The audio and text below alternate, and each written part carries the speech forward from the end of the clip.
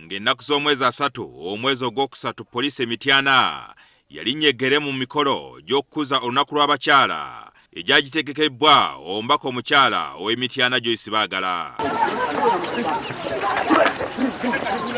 Ono poliisi eriko n'ebintu byamufuuyira mu maaso ebibalagala ng'egezaako okumuziyiza.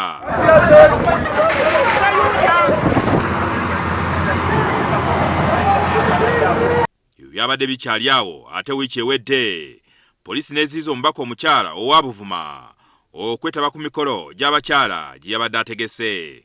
Omubaka ono Susan Nakaziba Mugabi poliisi yamuyisa bubi n'atuuka n'okutwalibwa mu ddwaliro. Olwaleero ssentebe w'akakiiko k'eddembe ly'obuntu Maria Wangadya afulumizza ekiwandiiko ekivumirira engeri poliisi gyekwatamu ababaka ne bannayuganda abalala. Nga kivumirira ebikolwa bye tuzze tulaba ebityoboola eddembe ly'obuntu era ebimenya amateeka, ebimenya n'essemateeka, ebiremesa ababaka abalonde n'abakulembeze abalala okukuba enkungaana zaabwe n'okutuuza enkiiko, ebikolwa eby'okubayiira amazzi ge twalabaga ga pinki,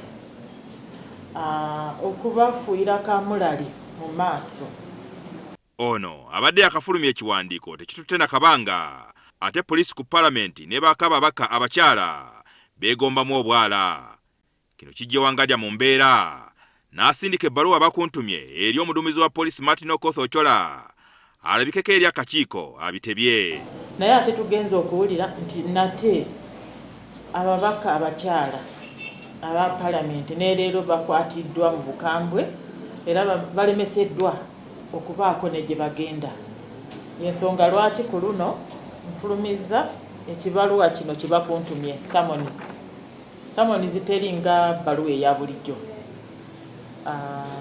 Nkozesezza obuyinza obumpeebwa mu ssemateeka okuyita Inspector General wa Police abeeko ne byannyonnyola wano.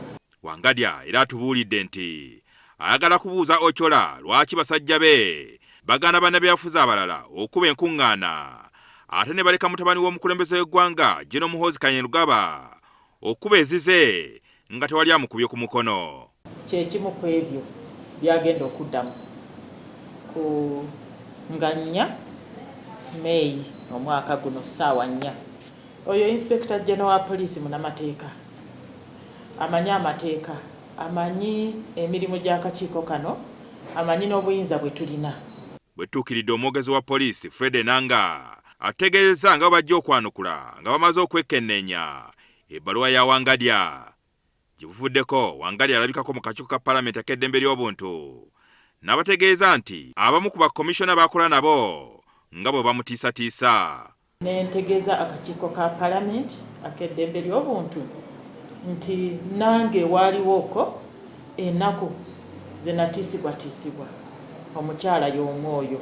Ono era ategeezezza nti abamu ku bakomishona bakalakala n'emmundu mu wofiisi. Some of my members of the Human Rights Commission have guns, 2 of them, and that I fear to convene meetings with members who are armed.